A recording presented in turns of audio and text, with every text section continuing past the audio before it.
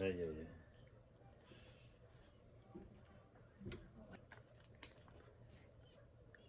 Ça, c'est vraiment le printemps. KSP veut savoir et en mode printemps. Oui, mode printemps. Alors, et ceux qui sont de ma génération, je suis comme à la fois un fin X et début Y avec une date de naissance en 79. Alors, Passe-Partout, le petit printemps, tout le monde a probablement reconnu ceux qui sont de mon époque. Alors, mais Léo aussi, tu connais Passe-Partout, c'est toi qui me l'as même suggéré. Ouais. Oui, on était en marche parce qu'on essaie de faire le transport actif, aller chercher la peine de lait à pied, le dépanneur pas trop loin. Et aujourd'hui, j'ai une invitée qui était une invitée d'une autre émission. On a des invités qu'on se partage, c'est parfait. On est avec Cathy Picard, qui est, on dit quoi, horticultrice? Oui, tu l'as. Parfait. Donc, printemps rime avec préparation jardin et préparez-vous parce que toutes les missions, les pièces musicales que j'ai trouvées ont le thème du printemps. On va parler évidemment de jardinage et de mes initiatives et on va introduire vers Cathy avec son rôle au niveau de D'horticultrice. Exactement. Voilà. Surtout de consultante en horticulture. Ah, ça c'est parfait ça, parce qu'on commence tout à quelque part, on se plante pour faire un mauvais C'est jeu de mots. parfait. Non, c'est parfait. Et on apprend de ça. Donc moi l'année dernière, ben, ça fait 1 an, j'ai acheté une maison et ben, on a agrandi pour faire un jardin au début. J'ai racheté 4 verges de terre et on s'est lancé dans le projet. C'est sûr que bon, ça a été... on n'a pas suivi vraiment grand conseil. On a comme planté un peu n'importe où, n'importe quoi. Puis là, on a vu qu'il y a des choses qui étaient un peu spéciales. Comment ça poussait, là. Je pense juste aux citrouilles, les courges, là. Ça vient gros, hein? C'est incroyable. Puis ça... Ça vient Excusez. très grand, ça prend beaucoup de place, puis les gens, quand on commence, on ne le sait pas. OK, Mais ben c'est moi, parfait que tu te plantes, hein? Parce que se planter, ça veut dire qu'il y a quelque chose qui a germé. Oui, Quand ben, on fait des erreurs, c'est là qu'on apprend. Ben là, je voyais les concombres qui venaient s'accrocher ces grilles, la citrouille aussi. Tu sais, vraiment, tout ce qu'elle peut s'accrocher, elle va Ouais. s'accrocher. Donc, Quand elle ne peut pas s'accrocher, elle court. Ah oui? Ça court au sol, mais ça court grand. Ok. T'as dû comprendre Oui, ça. oui, là. oui, j'ai vu, là, effectivement. Par contre, mes betteraves, ça a été un flop total. Ça, je sais pas pourquoi, mais on essaie. Puis là, ben, cette année, j'ai décidé même de m'acheter une serre de 20 pieds par 8 pieds. On va voir ce que ça va donner, où ça va nous mener. C'est sûr que le volet peut-être chauffage à y penser pour l'hiver. Mais bon, qu'est-ce que tu me conseilles, moi qui est à ma 2e année à bon, acheter des semences, là, on va semer à peu près peut-être une quinzaine de choses différentes. Puis on a commencé les semis en fin de semaine, mettre ça sur le bord des fenêtres. OK. Écoute, Karim, tu es le client idéal.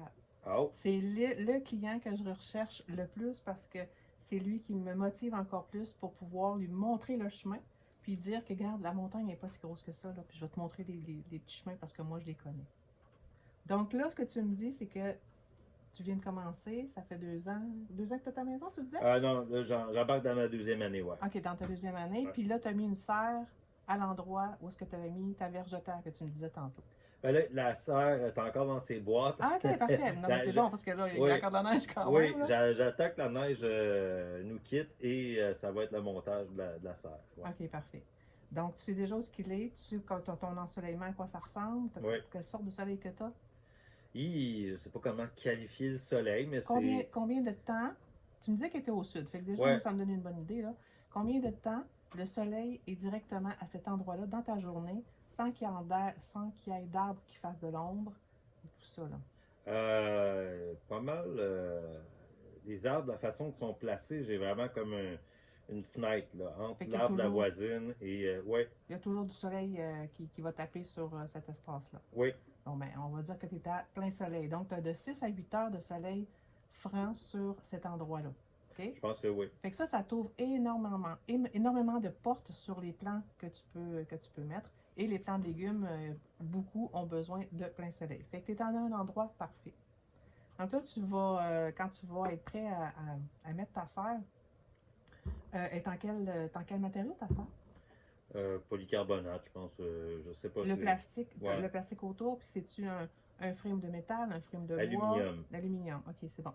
Donc là, il va falloir que tu penses à ce que ça soit ancré au sol, Oui, pas que ça parte au vent. exact. Est-ce que c'est un endroit, parce que des fois, il y a des couloirs de vent, est-ce que l'endroit où tu l'as mis, est-ce qu'il y a beaucoup de vent qui passe à cet endroit-là quand il y a des gros coups de vent? Ou c'est quand même plat? Ou, Non, moi, je pense que je suis quand même assez protégé là, de la façon que c'est placé. Là. Non, je pense que ça a du sens. Ok, c'est bon. Donc, est-ce qu'il y a dans ta serre, parce que je ne sais pas toujours comment ils sont construits hein, quand on les achète, tu me disais que tu l'avais acheté sur Tému. Temu. Bon, Je sur suis pas très Temu. fier d'avoir acheté ce Tému, Non, mais non. bon, c'est ça. Hey, ça, Il y a des enfants qui l'ont fait! Oui, oui. Mais ça, ça là, on ne juge pas. Hein. Il faut commencer quelque Ben part. oui. Encore là, c'est nos expériences. Il faut commencer quelque part. On ne peut pas commencer en étant déjà avec du stock de professionnels quand on ne sait même pas si on va aimer ça. Fait qu'il faut commencer quelque part. Fait que Temu, c'est bien parfait pour ce que tu as acheté. Donc, l'ancrage, puis là, il faut que tu vérifies, quand tu vas la monter, vérifie comment la circulation d'air va sortir. Il y a une fenêtre. Il y a des fenêtres qu'on peut ouvrir. Tu peux ouvrir des fenêtres. Ouais. Bon, est-ce qu'il y en a des fois que c'est le toit qui s'ouvre, des fois c'est sur le côté qu'il faut lever ben là, je parle de polythène parce que moi j'ai toujours vécu en polythène, mais c'est un plastique, là, plastique malléable. Et sinon, ben, au moins avoir une bonne fenêtre au fond avec la porte pour que l'air circule bien. Puis si vous voyez à un moment donné que ça ne circule pas assez, ce qui va se passer, c'est que vous pouvez vous créer trop d'humidité ou que la température monte vraiment très haut. Parce que quand le soleil est dessus, mettez-vous sous une cloche de verre, là, il va faire très, très, très chaud. Ça peut monter vraiment, vraiment beaucoup. Fait que si vous êtes à 25, ben, dites-vous que dans la serre, là, il fait plus que 25. C'est pour ça que la circulation d'air est importante. Parce que là, c'est quand même des êtres vivants qui sont dedans, des plantes. Et eux autres aussi, ils ont un seuil que ça peut devenir dangereux pour eux autres. Là. OK. Ben, c'est tous des très bons points. On va partir peut-être avec ça. Léon, on pourrait retourner en musique, puis on va voir C'est parfait. après, on s'en va où avec d'autres étapes. Excellent. Merci. De retour en onde, alors la musique était assez courte. Pour en revenir aux expériences du jardin, évidemment, j'ai eu à couper le gazon, enlever ça, voir un peu la terre qu'il y avait en dessous. Et il y avait quand même certaines fois des vers de terre et d'autres fois des... je sais pas, c'était vraiment plus gros, on dirait des larves. Là, C'était-tu noir? Non, c'était blanc.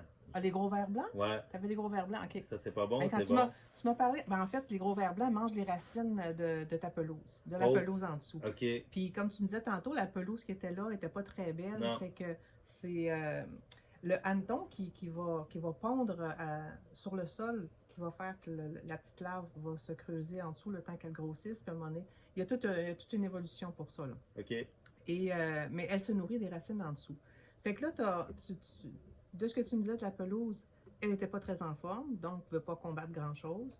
Et les hannetons, tu me disais qu'il n'y en avait pas beaucoup, là, qu'elle était disparate. Donc, ça fait des belles plaques, ça, où aller pondre. OK, Fait que effectivement. c'est encore mieux.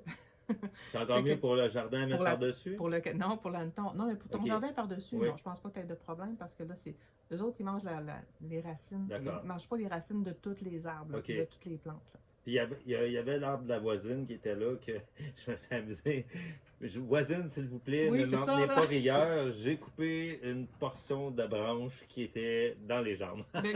Les racines qui étaient au sol? Oui, la racine qui était au sol, il était quand même. Sinon, il a fallu que je monte ma butte pas mal plus haute. Là, tu étais-tu en train de me dire que tu as creusé pour mettre ton. Un petit peu.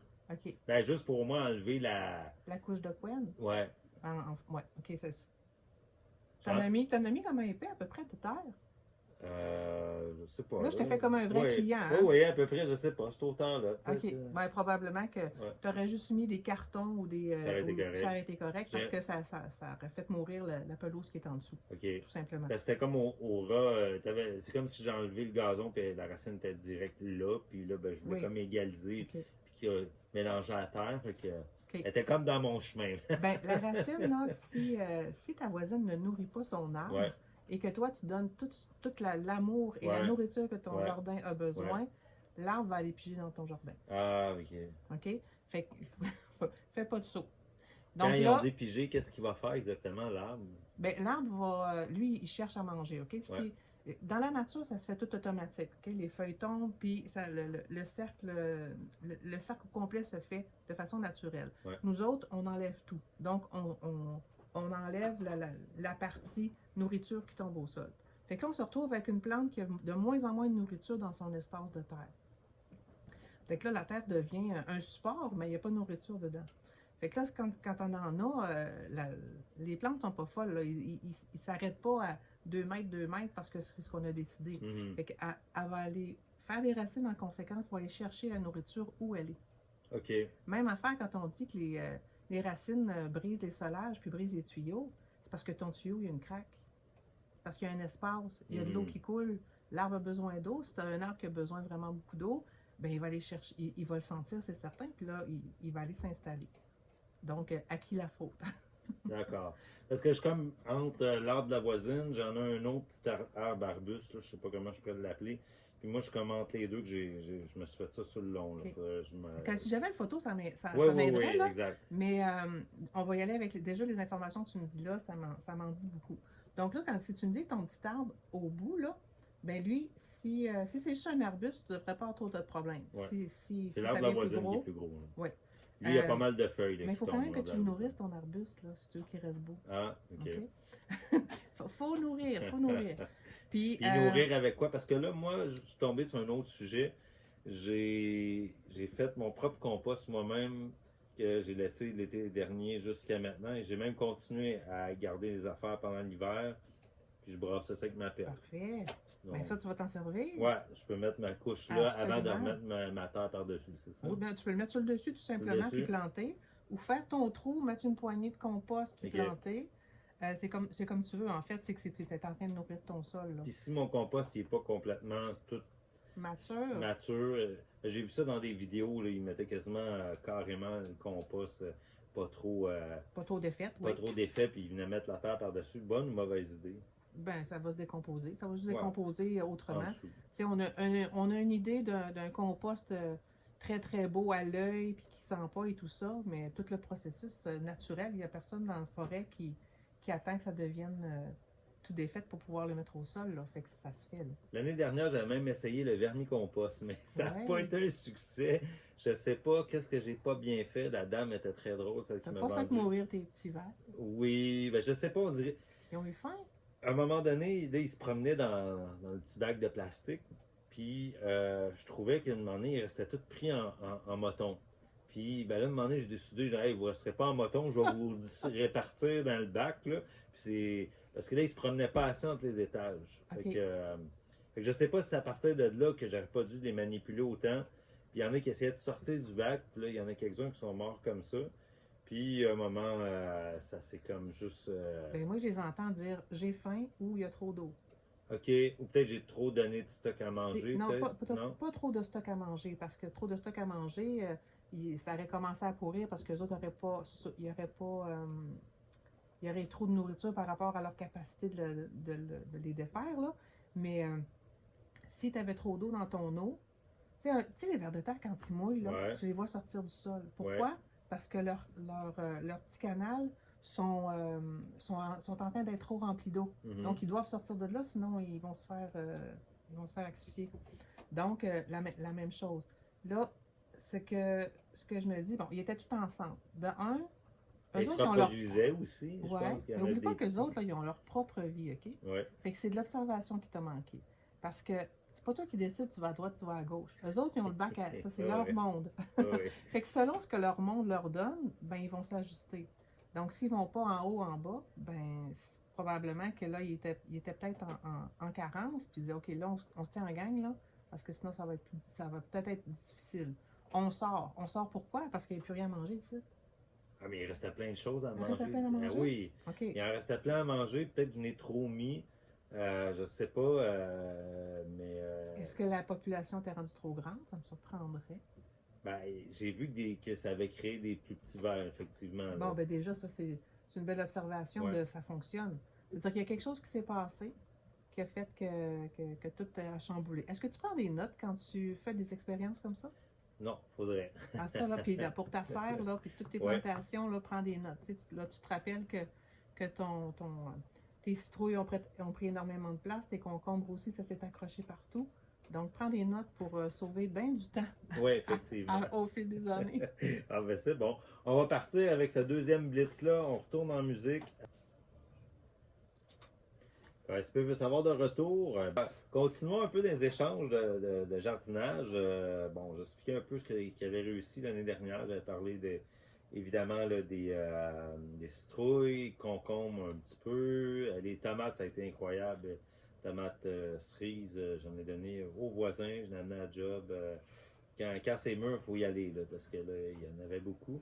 J'ai même tenté avec la fin de la saison, ben là, il n'y a plus assez de soleil, il était comme jaune, vert.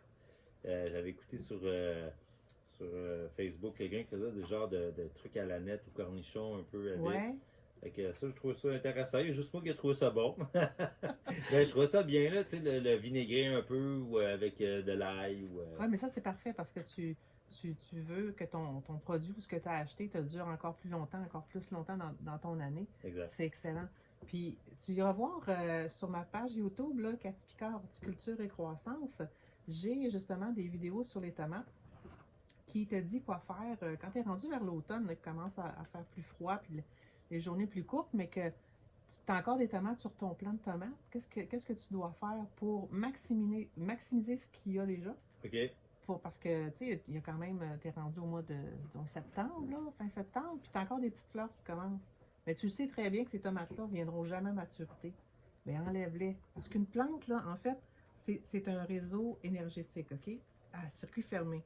Donc là, où est-ce qu'elle met son énergie, ça ne sera pas ailleurs. Fait que si tu as des fleurs qui ne viendront pas à maturité et que tu les enlèves, ben, l'énergie qui était supposée aller sur ces fleurs-là vont aller sur tes tomates qui sont déjà en train de se former.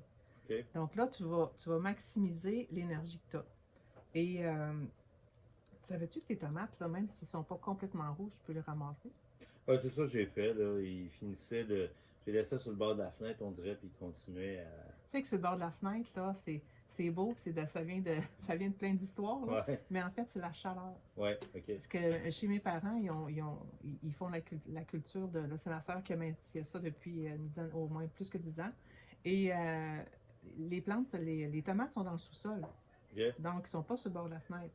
Mais on contrôle la température. Comme ça, on peut décider s'ils mûrissent plus vite ou moins vite.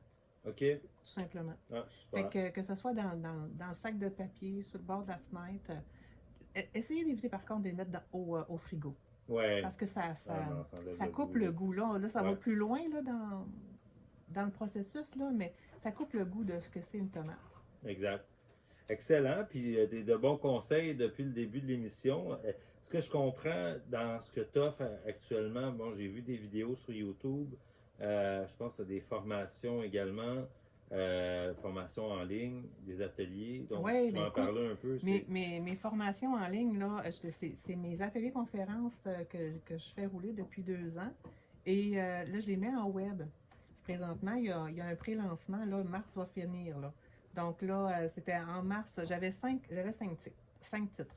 J'avais un jardin sur mon balcon pour ceux qui commencent puis qui aimeraient ça ou qui ont un appartement puis qui aimeraient donc ça avoir un jardin, mais qui sont sur un balcon. Donc, ça va les aider à savoir quoi regarder et comment commencer. Les dommages hivernaux, quoi faire? Ça s'en vient, là, puis on voit que nos branches sont cassées. Puis quand on ne connaît pas ça, on ne sait pas si on va briser notre plante, elle va survivre et tout ça. Bon, c'en est un qui est d'actualité. Comment planifier et calculer les bonnes quantités de végétaux avant qu'on fasse les achats? On aime ça aller au centre jardin, puis finalement, on se rend compte qu'on en a bien trop. Ça vient bien plus gros qu'on pensait. Donc, réfléchir à tout ça. Après ça, j'ai le truc d'arrosage. Tu sais que l'arrosage, là, c'est un art. OK. C'est un art. Quand tu as une grande serre, là, puis que les plantes que tu as à l'intérieur n'ont pas la demande en eau, il faut être conscient de ce qu'on fait. OK. Puis quand les plantes grandissent aussi, petite plante va prendre un peu d'eau, mais la grande plante va en prendre beaucoup plus. Fait qu'il faut pallier à ça. OK, moi, je te là avec mon boyau, j'arrosais tout égal, toute la gang. Ben, j'ai eu des beaux tournesols. Ça, c'était le fun. Oui, ça a bien fonctionné. Oui. Écris-le dans tes notes pour que l'année prochaine, tu saches où tes amis. Ben là, je vais essayer de faire les 3 sœurs cette année. Je vais essayer de mettre la courge avec haricot et tournesol ensemble. Est-ce que c'est quelque chose que tu aimes? Ah, C'est les quelque chose trois. que tu vas manger. Ben, les tournesols, non, je me suis pas rendu aux graines, mais les deux autres, oui. Un tournesol, en plus, si ça peut juste être beau, c'est parfait. Ah, c'est beau, tu te Parce donnes que, en cadeau. parce hein. que les gens, des fois, veulent Ouais. faire de l'accompagnement, ben, comme les 3 sœurs, Mhm. comme tu dis, mais ne vont pas aimer 2 sur 3 ou 1 sur 2. C'est pas obligé là, de faire l'accompagnage. Voyons, ce mot-là, là, Ouais. l'accompagnement, un peu. C'est pas obligé. Bon, ben, génial. Ben, parfait. Merci pour les suggestions d'atelier. Là, je vois le temps qui a avancé, déjà 13h30. Je sais